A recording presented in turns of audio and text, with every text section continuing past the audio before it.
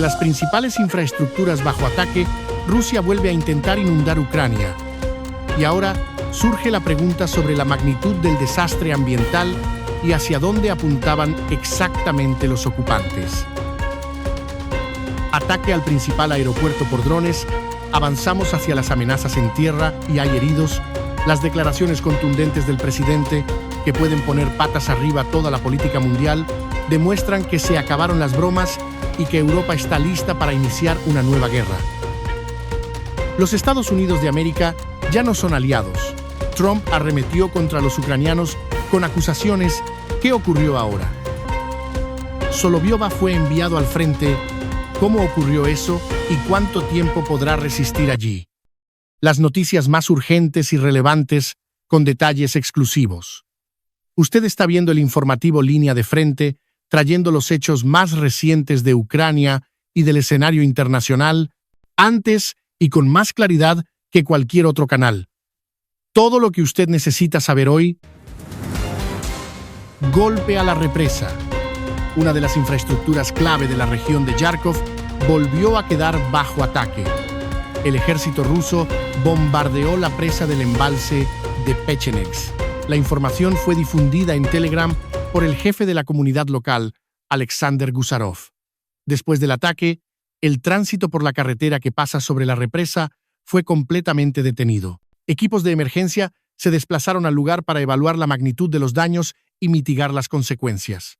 A los residentes se les recomendó oficialmente no dirigirse hacia la represa y mantener todas las medidas de seguridad.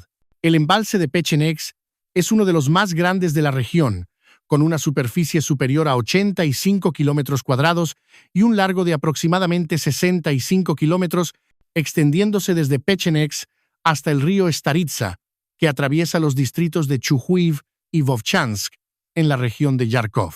Este no fue el primer ataque contra esta infraestructura hidráulica. En el año 2022, las fuerzas rusas ya habían bombardeado la presa y dañado la compuerta superior.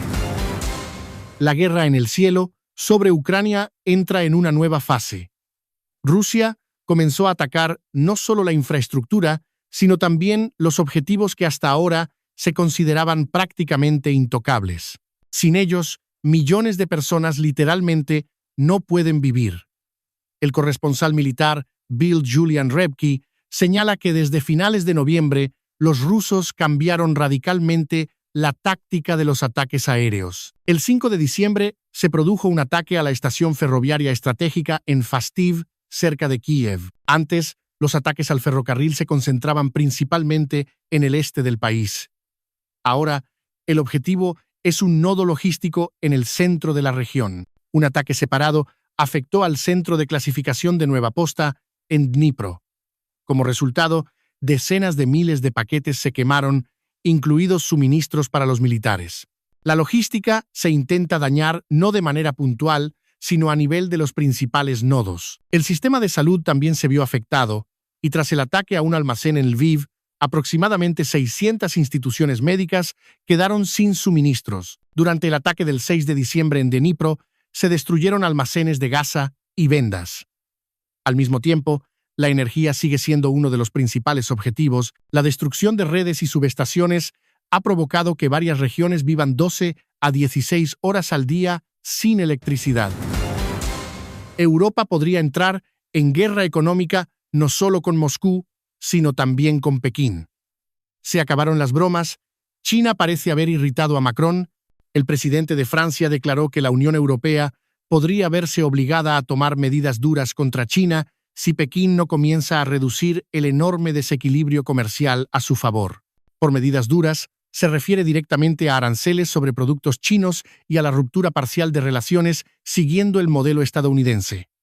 Esta opción Macron ya la discutió con Ursula von der Leyen. Intento explicar a los chinos que su superávit comercial no es sostenible porque están perjudicando a sus propios clientes prácticamente sin importar nada de nosotros. Al mismo tiempo, Macron acusó a los Estados Unidos de América de que su línea con China es inadecuada y, en la práctica, solo ha redirigido las exportaciones chinas hacia Europa. Ahora, según él, la Unión Europea está atrapada entre Washington y Pekín y el desequilibrio de China en el comercio con la Unión Europea creció hasta un récord de 143.000 millones de dólares en el primer semestre de 25, mientras que el déficit de Francia con China alcanzó los 47.000 millones de euros. Y como reconocen, el líder francés no comparte completamente su postura de rigidez. Y ahora quiero dirigirme a nuestros suscriptores, porque son ustedes quienes deciden si todas estas noticias llegarán a muchas más personas. Cada nueva suscripción, cada like, cada repost y cada comentario con más de 6 palabras, cada reproducción completa hasta el final, ayuda a impulsar nuestros videos entre cientos de miles de nuevos usuarios, haciendo que más gente conozca la verdad. Gracias a ustedes. Gracias por seguir con nosotros y continuamos. El ministro es enviado al ejército, aunque sea un exministro, pero aún así, él dice que no va a huir, que si es necesario, irá a la guerra. Y antes no había ido, porque según él, ya estaba luchando de otra manera. En resumen, miren esto. Y si llega la convocatoria, no voy a huir cruzando la frontera. Yo dediqué a la guerra 2 años y medio de mi vida, desde la primera noche, cuando nadie creía que podríamos resistir. No estoy huyendo a ningún lado, estoy en casa, y lo digo una vez más hoy, no fui como voluntario, porque durante 2 años y medio estuve trabajando para la victoria, sí, pero huir para evitar la movilización cuando llegue el momento, tampoco lo haré. ¿Irá o no irá? Hagamos una pequeña encuesta en los comentarios. ¿Qué piensan? Escríbanlo. Uno de los ministros, aunque ya fuera del cargo, afirma que no va a huir. Si es necesario, dice que irá a la guerra. Explica que antes no se alistó porque, según él, ya estaba sirviendo al país. Declaró: si llega la convocatoria, no voy a escapar al extranjero. He dedicado 2 años y medio de mi vida a la guerra, empezando desde la primera noche, cuando nadie creía que íbamos a resistir. No estoy huyendo, estoy en casa. Y lo repito una vez más, no fui como voluntario, porque durante 2 años y medio trabajé directamente para la victoria. Pero tampoco voy a evitar la movilización cuando llegue el momento. ¿Irá o no irá? Deje su opinión en los comentarios. En uno de los estacionamientos del aeropuerto, las personas comenzaron a sufrir dificultad para respirar. Pronto, aparecieron no turistas con maletas, sino policías armados. La policía de Londres recibió una llamada sobre el estacionamiento de varios niveles del Terminal 3 del aeropuerto de Heathrow. Según los datos, un grupo de hombres roció sobre varias personas una sustancia que parece gas pimienta y rápidamente abandonaron el lugar. Las autoridades consideran que el conflicto ocurrió entre personas conocidas y no fue un ataque aleatorio a los pasajeros ni un ataque especializado. El Servicio de Emergencias de Londres informó que varias decenas de personas necesitaron asistencia. 5 fueron trasladadas al hospital y, según la policía, sus vidas no corren peligro. Pero la cuestión de la seguridad de uno de los aeropuertos más grandes del país sigue sin resolverse. Donald Trump critica a los ucranianos y los acusa de corrupción. Donald Trump volvió a atacar a las autoridades ucranianas, acusándolas de enviar a los pobres al frente y prolongar la guerra mientras continúan recibiendo financiación externa. Según su lógica, las élites en Kiev luchan con las manos de otros por intereses ajenos. Como ilustración, Trump Jr. contó que este verano estuvo con su novia en Mónaco y, según él, casi todos los supercoches por los alrededores, incluyendo Bugatti, Ferrari y otros, tenían matrículas ucranianas. Este contraste entre las trincheras y la Riviera Francesa lo presentó como prueba de sus acusaciones. Cuando veo que cada supercoche en Mónaco, Bugatti, tiene matrículas ucranianas, queda claro que los ricos huyeron. Dejaron que quienes consideraban campesinos lucharan en esta guerra y no tenían ningún incentivo para detenerla, porque mientras el flujo de dinero continuaba, lo robaban y nadie verificaba nada. Los líderes, quienes toman decisiones, no tenían razones para buscar la paz y nada de esto difiere de Putin. Ni hijos, ni herederos fueron a luchar allí. Mientras Washington convence al Congreso de que Ucrania lucha por la democracia, el hijo del presidente de los Estados Unidos de América muestra una imagen completamente diferente. La guerra sirve como fondo para una vida de lujo pagada con dinero ajeno. ¿Qué piensan ustedes sobre esto? Escríbanlo en los comentarios debajo del video, sin falta. En Rusia, se puede ser detenido no por agredir a un niño o a la esposa, sino por patear una estatua de bronce. El luchador de artes marciales mixtas, Saur Ismailov, publicó un video de entrenamiento en la plaza Dmitry Mikhailik, cerca de la estación Slaviansky Boulevard, en Moscú. En el video, practica golpes y patea una escultura de niños con boina, parte de un monumento a los veteranos del Ministerio de Emergencias. Para él, era solo un apoyo conveniente, pero para los patriotas de Internet, motivo para levantar un clamor por profanación. Tras la ola de indignación, Ismailov intentó retractarse, grabó un video explicativo y aseguró que respeta el monumento y no tenía intención de ofenderlo. Pero la máquina ya estaba en marcha. Bajo el control personal de Alexander Bastrikin, se abrió un proceso penal contra el atleta por el artículo de profanación de monumentos dedicados a los fallecidos en defensa de la patria. En el mismo país, se aconseja soportar si el marido te agrede, especialmente si volvió de la guerra. Claro, esto no es un monumento de bronce.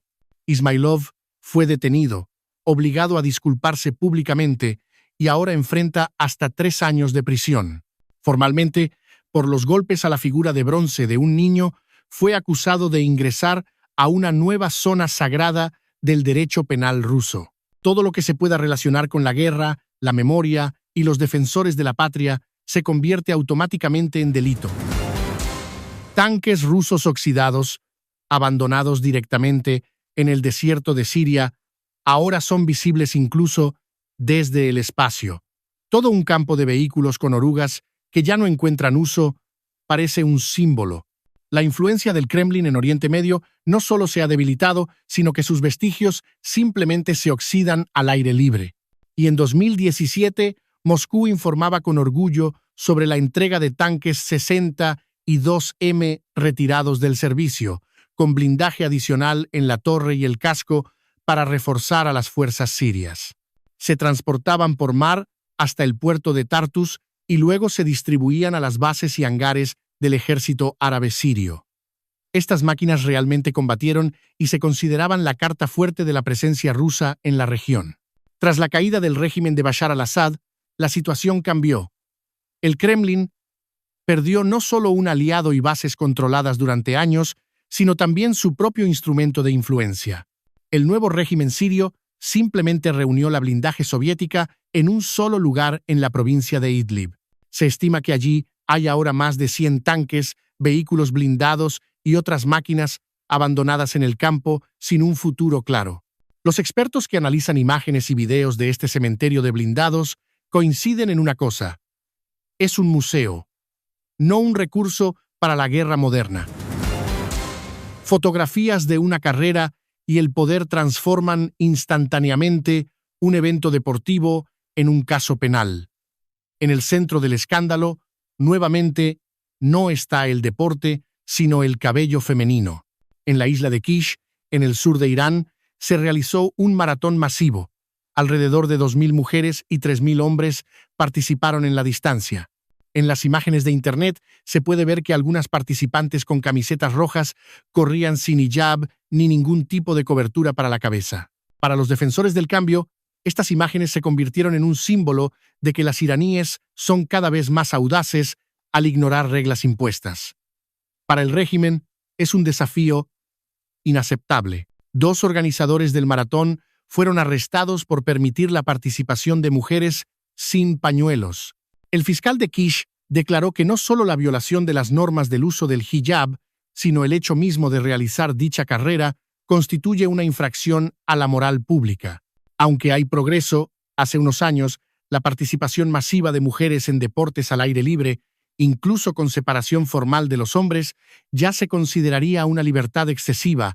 El episodio en la isla de Kish ilustra claramente el clima de tensión creciente en torno a la libertad femenina en Irán, un país donde la sociedad civil y las autoridades frecuentemente se enfrentan en un delicado juego de control y resistencia. Expertos en derechos humanos observan que en los últimos años, el movimiento de mujeres por mayor autonomía en el espacio público se ha intensificado de manera casi simbólica, con gestos cotidianos y actos deportivos que adquieren significados políticos más amplios.